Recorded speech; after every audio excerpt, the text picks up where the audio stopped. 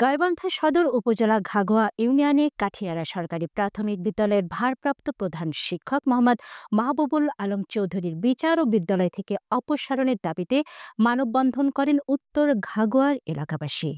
Mohammad Zahid Hossain জিমুর report. উক্ত মানববন্ধনে বক্তব্য রাখেন সাবেক ইউপি সদস্য আব্দুল রশিদ সরকার, জাহিদুল ইসলাম জাহিদ, মজনু মিয়া, সুইটি বেগম, জাকির হোসেন, আকবর মিয়া, হালিম মিয়া, জসিম মিয়া, লিটন মিয়া সহ আরও অনেকেই।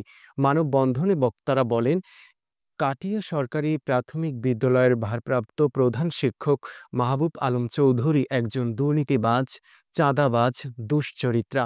বিভিন্ন সময়ের অপকর্মের কারণে একাধিক বিবাহ বন্ধনে আবদ্ধ হন। বিদ্যালয়ের পুরাতন ভবনের ইট, জানালা, দরজা সহ বিভিন্ন মালামাল চুরি করে বিক্রি করে সমস্ত টাকা পয়সা আত্মসাৎ করেন। তিনি গ্রামের সকল মানুষের সঙ্গে সবসময় দ্বন্দ্ব ফ্যাসাদ করে থাকেন। তাকে দ্রুত শাস্তির আওতায় এনে ভারপ্রাপ্ত প্রধান শিক্ষকের পদ থেকে অপসারণের দাবি জানায় বক্তারা। এছাড়া কাটিহারা সরকারি প্রাথমিক বিদ্যালয়ের ভারপ্রাপ্ত প্রধান শিক্ষক মাহবুব আলম চৌধুরীর দুর্নীতি প্রসঙ্গে কাটিহারা সরকারি প্রাথমিক বিদ্যালয়ের ছাত্রদের অভিভাবক ও স্থানীয় সুধীবৃন্দ গাইবান্ধা জেলা প্রশাসক, জেলা প্রাথমিক শিক্ষা অফিসার ও উপজেলা নির্বাহী অফিসার বরাবর লিখিত অভিযোগ দায়ের করেন।